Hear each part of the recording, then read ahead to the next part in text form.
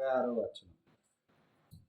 ఏమనగా దావీదు జీవం గల దేవుని సైన్యములను తిరస్కరించుటకు ఈ సున్నతి లేని ఫిలిష్తీయుడు ఎంతటి వాడు, వాని చంపి ఇశ్రాయేలీయుల నుండి ఈ నింద తొలగించిన వానికి బహుమతి యేసుని తన యుద్ధ నిలుచున్న వారిని అడగగా, జనులు వారిని చంపిన వారికి ఇట్లిట్లు చేయబడునని అతనికి ఉత్తరం ఇచ్చిరి.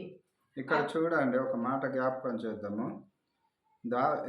సమూయేలు 17:26లో ఉన్నది ఏముందంటే, దావీదు జీవం గల దేవుని సైన్యమునకు అధిపతి అగు కదా. ఏంటి జీవము? ఎవరిలో జీవము? దావీదు జీవం గల దేవుని సైన్యములను తిరస్కరించుటకు కదా, సైన్యమును తిరస్కరించుటకు. ఈడు ఏ పాటి వాడు? ఎంతటి వాడు అంటే, ఇక్కడ ఒకసారి జ్ఞాపకం చేద్దాము.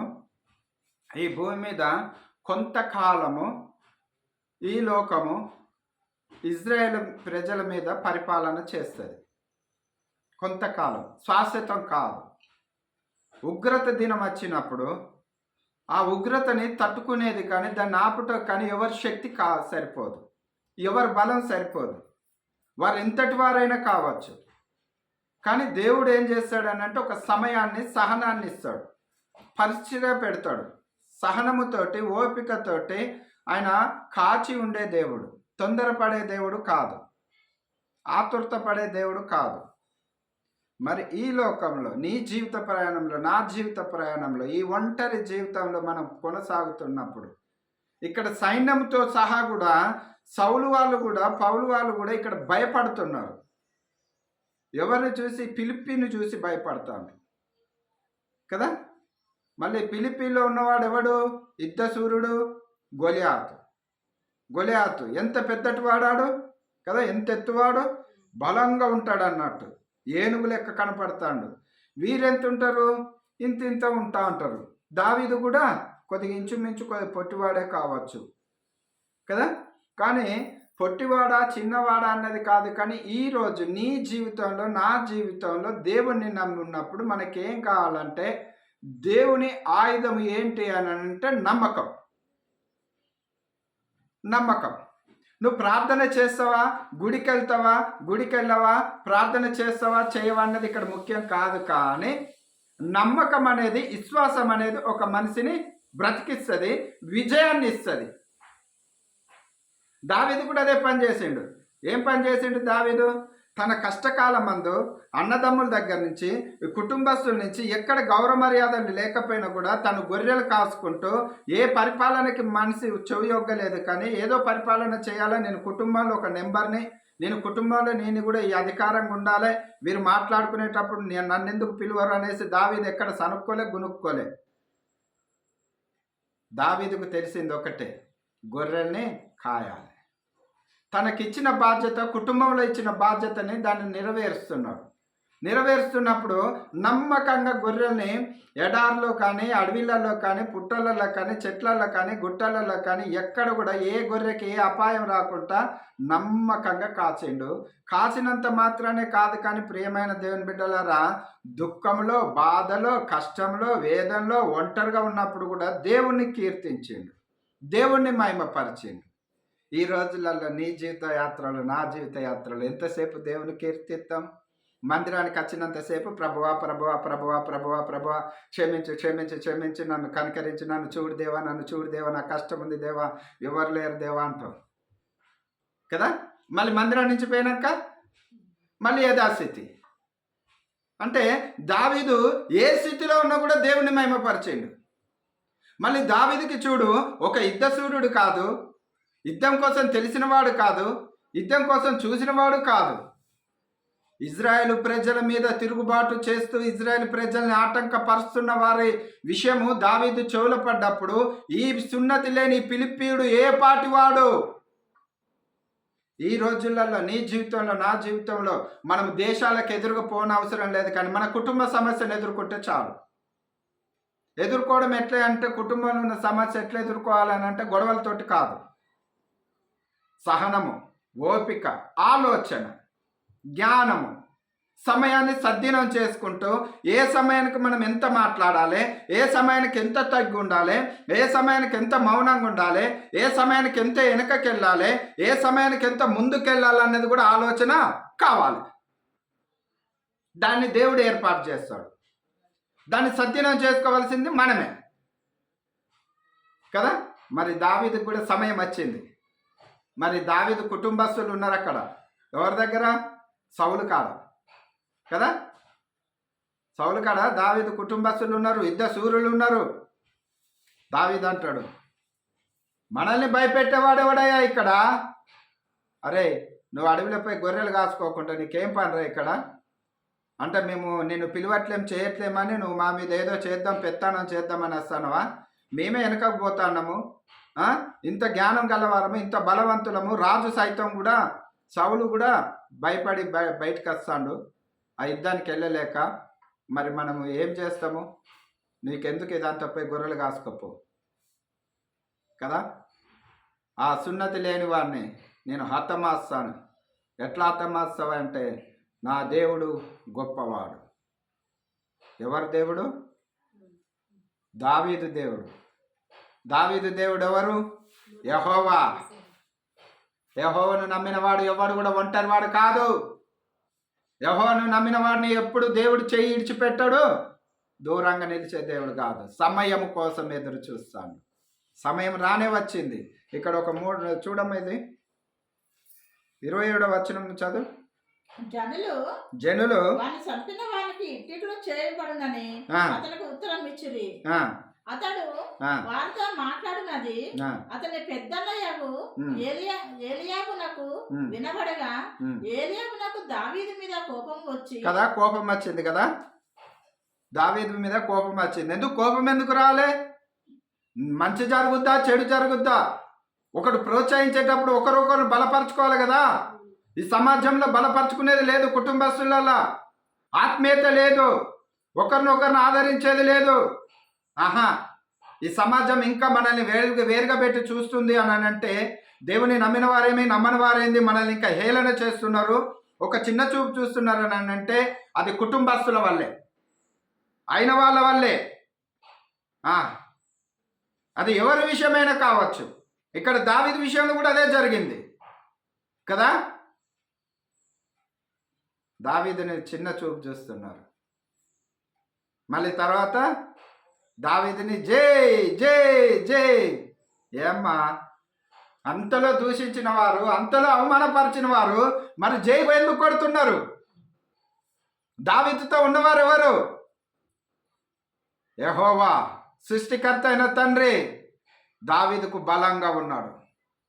నేను ఇన్ని గొర్రెల్ని మేపిన వాడిని, అడవిలో ఆ అడవి మురుగాలతో నేను పోట్లాడిన వాడిని, సింహాల నోరుని మూసిన వాడిని, గుడ్డెలుగులతో తోడేళ్లతో అన్నిటితో ఎలుగుబంట్లతో నేను కొట్లాడిన వాడిని, ఈడేపాటి వాడు కదా. అందరించి మనిషిలో ఏముండద్దు అని అంటే భయం ఉండద్దు, ఈర్ష్య ఉండద్దు.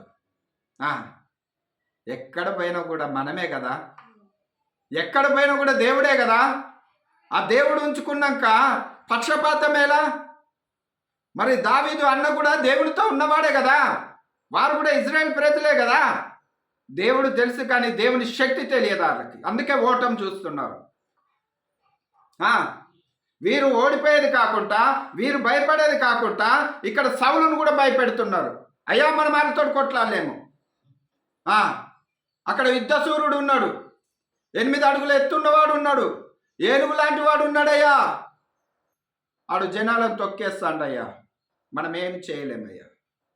దేవునితో ఉన్నవారు భయపడతాండ్రు, గొర్రెలు కాసువాడు మాత్రానికి నేనున్నాను అంటున్నాడు. మరి నేనున్నాననే వాడిని ప్రోత్సహించేది ఎవరు? లేదు కదా. అవమానిస్తున్నారు, నిందిస్తున్నారు. అది ఏ విషయంలో కావచ్చు.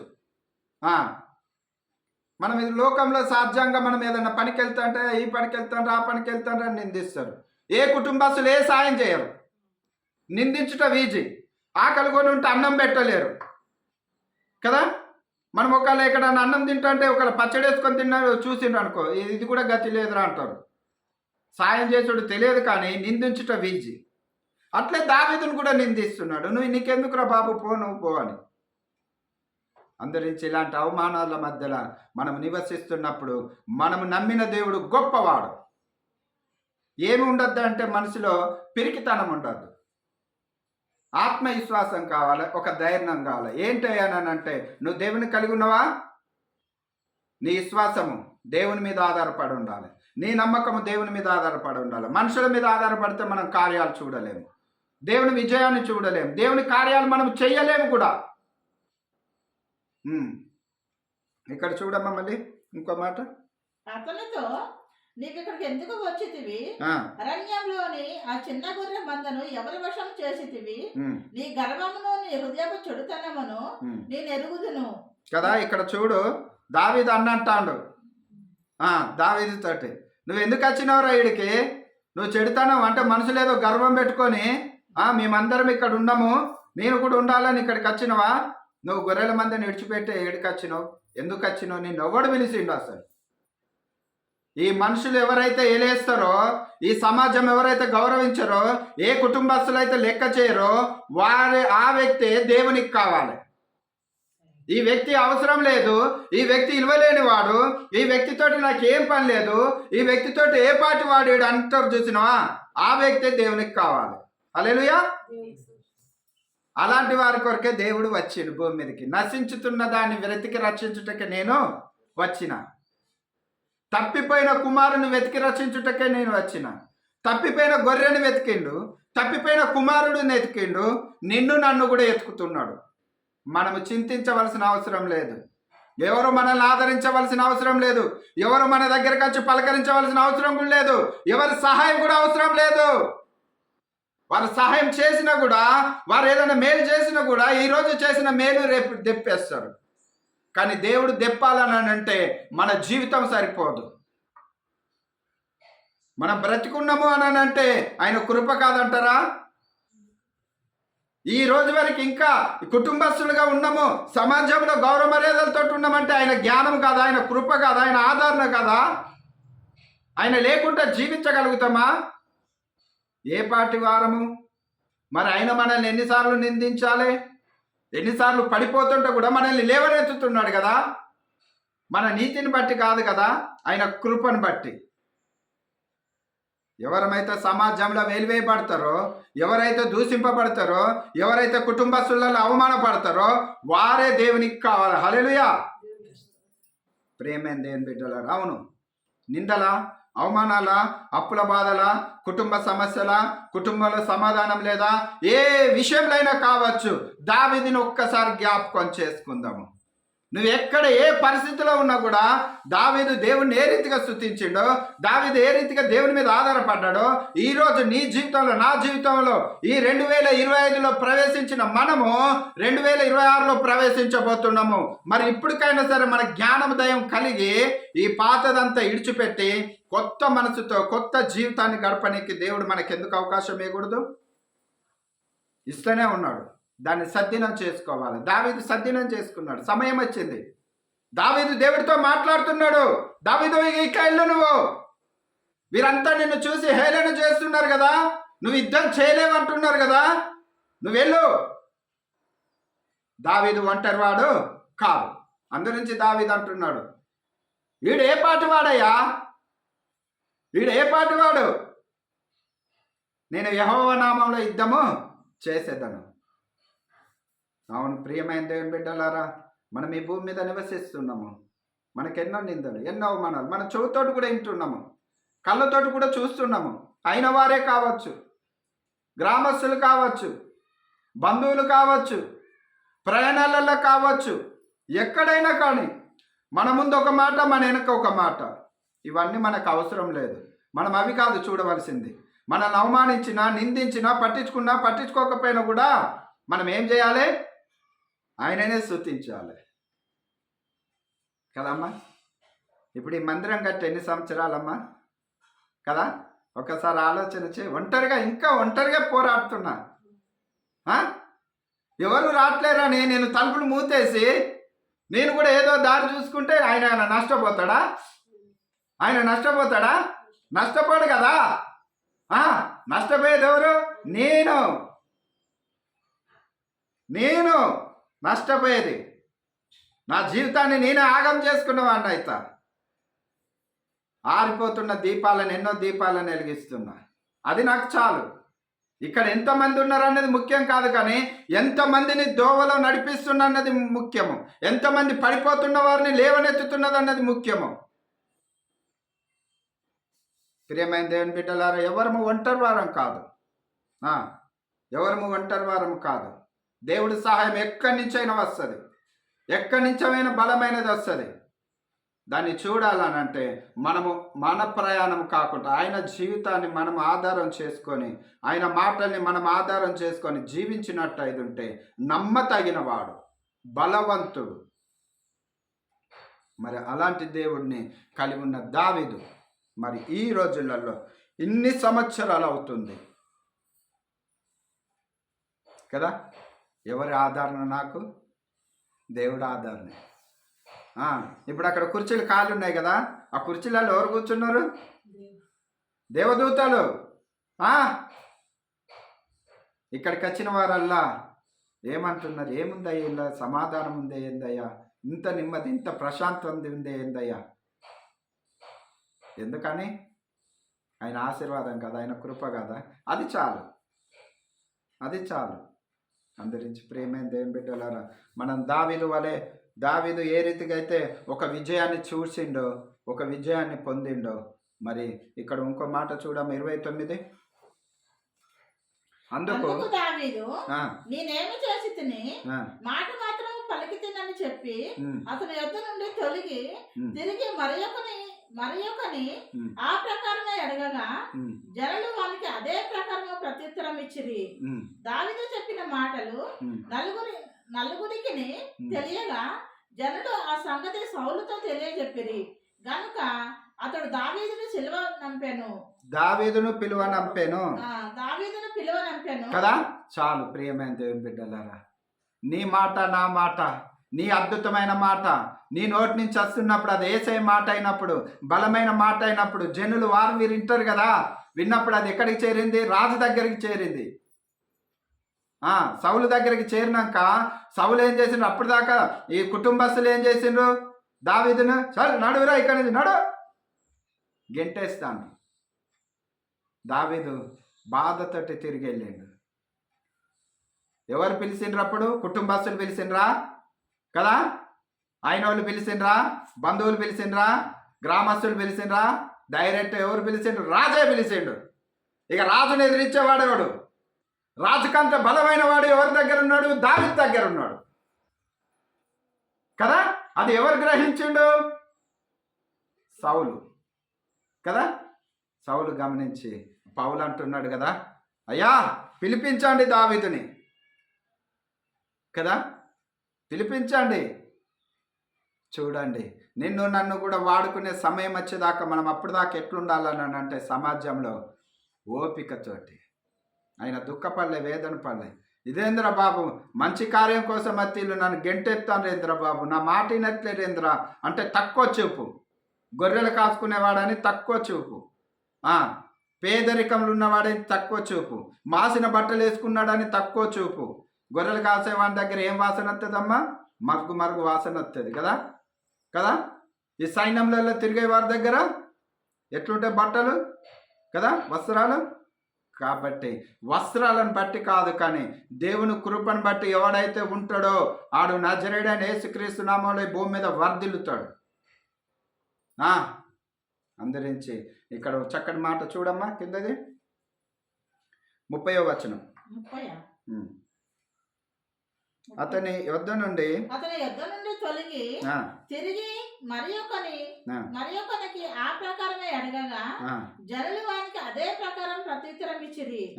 దావీదు చెప్పిన మాటలు నలుగురికి తెలియగా జనులు ఆ సంగతి సౌలుతో తెలియజెప్పిరి గనుక అతడు దావీదును పిలువ పంపెను. ఈ ఫిలిష్తీయులను బట్టి ఎవరి మనసును కృంగ నిమిత్తము లేదు. మీ దాసుడునైనా నేను వారితో పోట్లాడుతునని దావీదు సౌలుతో అనగా సౌలు ఈ ఫిలిష్తీయులను ఎదుర్కొని వారితో పోట్లాడుటకు నీకు బలము చాలదు, నీవు బాలుడవు, వాడు బాల్యము నుండి యుద్ధాభ్యాసము చేసిన వాడని దావీదుతో అనెను. రాజు పిలిపించి ఏమంటాడు? ఆయన మనసులో కూడా ఉంది, గొర్రెలు కాసుకునేటోడేంది, గొలియాతుతోటి యుద్ధం చేసుడేంది, ఆ సైన్యంను చంపుడేంది, ఆ సైన్యం పారిపోవట చేసుట ఎట్లా అని ఈయన మనసులో కూడా ఉంది. నువ్వు బాలుడవు, ఒకవేళ నువ్వు జనసమూహంలో అంటే అనవచ్చు, కానీ యుద్ధం చేయుటకు నువ్వు సరిపోవని అంటే నువ్వు బాలుడవని అనవద్దు. అందురించి లోకంలో ఉన్నవాని కంటే నాలో ఉన్నవాడు గొప్పవాడు. హల్లెలూయా. ఇప్పుడు నీలో లేడా? నాలో లేడా? అక్కడ అందరిలో లేడా? అక్కడ కూర్చొని లేడా? సృష్టికర్త అయిన తండ్రి, పరిశుద్ధాత్మ తండ్రి, ఆదరణకర్త ప్రతి చోట ఉన్నాడు. ఆయనను చూసే నేత్రాలు కావాలి, ఆయనను ఆహ్వానించుకునే మనసు కావాలి కదా. ప్రియమైన దేవుని బిడ్డలారా, మరొకసారి గమనించుదాము. మనం ఈ భూమి మీద నివసిస్తున్నప్పుడు, ఈ భూమి మీద మనము జీవితయాత్ర కొనసాగుతున్నప్పుడు మనలో ఏముండాలని అంటే నిరీక్షణ కావాలి, సమయం కోసం ఎదురు చూడాలి కదా. మరి ఇక్కడ అన్నట్టుగా యుద్ధం చేసిండు. మరి కింద చూడమ్మా ఒక మాట, 33. సౌలు ఈ ఫిలిష్తీయుని ఎదుర్కొని వాళ్ళతో పోట్లాడటకు నీకు బలము చాలదు, నీవు బాలుడవు కదా, నువ్వు బాలుడవు నుండి విద్యాభ్యాసం చేసిన వాడని దావీదుతో అనెను కదా. అందుకు దావీదు సౌలుతో ఇట్లనెను, మీ దాసుడినైన నేను నా తండ్రి యొక్క గొర్రెలను కాయచుండు సింహమును ఎలుగుబంటి వచ్చి మందలో నుండి ఒక గొర్రె పిల్లను ఎత్తుకొని పోవుచుండగా నేను దానిని తరిమి చంపి దాని నోట నుండి ఆ గొర్రెను విడిపించి తిని. హల్లెలూయా కదా. ఇక్కడ గమనించండి, సింహపు నోట నుండి దావీదు ఆ గొర్రె పిల్లని తప్పించిండు, రక్షించిండు. అసలు సింహం నోట్ల పడ్డ గొర్రె పిల్ల బ్రతుకుద్దంటారా? దానికి ఎదురు వెళ్ళగలుగుతారంటారా కదా. ఈ సమాజంలో కూడా నువ్వు ఎదురుపోవాలని అంటే మనం జ్ఞానము కావాలి, ప్రార్థన కావాలి, దేవునితో ఉండాలి. ఎలాంటి సమస్య అయినా సరే మనం ఎదుర్కోవాలి. ఎలాంటి సమస్య అయినా పరిష్కారం కావాలని అంటే, ఎలాంటి భయంకరమైన సమయాలు మనకు ఎదురొచ్చినా, అది కుటుంబ పరిస్థితులు కావచ్చు, బయట నుంచి కావచ్చు, ఇరుగు పొరుగు వారి నుంచి కావచ్చు, ఎలాంటి సమస్య అయినా సరే ఎదుర్కొనుటకు దేవుడు సమర్థుడు. నీ పట్ల నా పట్ల యుద్ధం చేయనక ఆయన సిద్ధంగా ఉన్నాడు. నీ కార్యాన్ని నా కార్యాన్ని ఆయన తుదముట్టించుటకు సమర్థుడు. ఈ రోజులలో మరి మనము ఈ క్రిస్మస్ జరుపుకున్నాము, ఆనందం కదా. మళ్ళీ ఇప్పుడు దేంట్లోకి వెళ్తున్నాము? న్యూ ఇయర్లోకి వెళ్తున్నాం. హ్యాపీ క్రిస్మస్ అన్నాం, మేరీ క్రిస్మస్ అన్నాం, పండగ చేసుకున్నాం, ఆనందించినాం. తర్వాత తెల్లారినాక మళ్ళీ ఇంకోటి ఏమవుతుందమ్మా, హ్యాపీ న్యూ ఇయర్, సందడే సందడి, సందడే సందడి. మళ్ళీ ఇంకొక విషయం ఏంటంటే, ప్రియమైన దేవుని బిడ్డలారా, ఈ క్రిస్మస్ అనేది, న్యూ ఇయర్ అనేది ఏదో దేశానికి సంబంధించింది, ఏదో ఒక వర్గానికి సంబంధించింది, ఒక మతానికి సంబంధించింది, ఒక ఊరుకు సంబంధించింది అన్నది కాదు. క్రిస్మస్ అయినా న్యూ ఇయర్ అయినా యావత్ ప్రపంచ దేశాలు కూడా జరుపుతాయి. ఇది దేవుళ్ళో ఉన్న దేవుడి దగ్గర ఉన్న అదే సృష్టికర్త అయిన తండ్రి దేశాలలో ప్రతిది కూడా జరిగించుతాడు.